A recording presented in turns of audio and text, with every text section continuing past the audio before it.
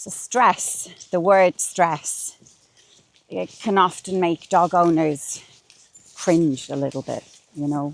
You talk to some trainers, go online and look for advice for your dog. And popular wisdom is that you need to shield your dogs from stress. And I can tell you now that it's the number one thing that we see in common with dogs that come to our training program is that they've been shielded from stress and it's accumulated, and it often makes dogs afraid of the world, unfortunately. So before we get into stress and what it means for our dogs though, we have released a document that you can download for free, link at the bottom of this video, from our website.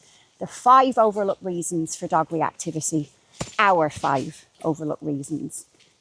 Reactivity starts well before you go on a walk, and all of these issues really do play into reactivity. So while these are not directly addressing the issues with your walk, these are the things that any good trainer would have you do in the background at the same time as fixing the walk. And for a lot of dogs, they don't really need much else than this. Essentially though, download that guide and follow what we've recommended. And at the end, if you're still struggling with reactivity and you need to go see a professional, you've probably saved yourself a lot of time and money by crossing these things off the list first. So stress. I mean, what is stress? So when you Google it, stress is pressure or tension exerted on a material object. It's a state of mental or emotional strain or tension resulting from adverse or demanding circumstances. So both of those definitions of stress apply to our dogs. And by shielding our dogs from stress, whether that's if they need to go into the crate and they say no, backing off and saying, okay, not going to put pressure on you, not going to put stress on you, that's okay.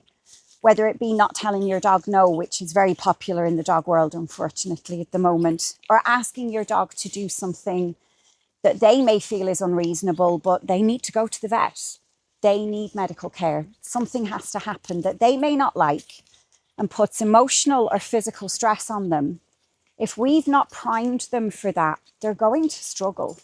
So for a powerful dog like Tyson, he's been with us in our training program since he was 9 weeks old. And over the couple of years that he's with us, we have steadily over time increased the stress on him that we've put on him in terms of things like leash pressure. We'll go this way. Come on.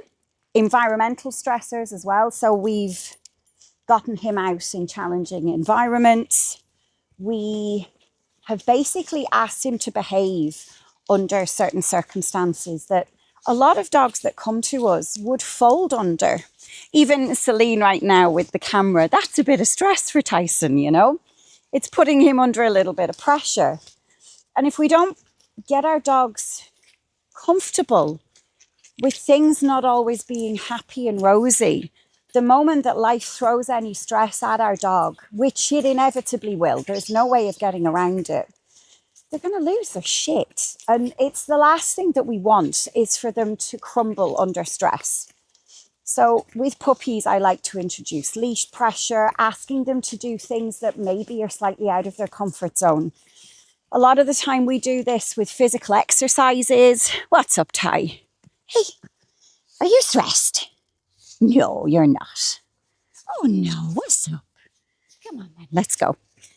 So we do that, especially with puppies, with physical exercises, a little bit of training.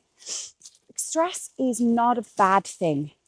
The world will apply it to our dogs if we don't teach them how to handle it properly.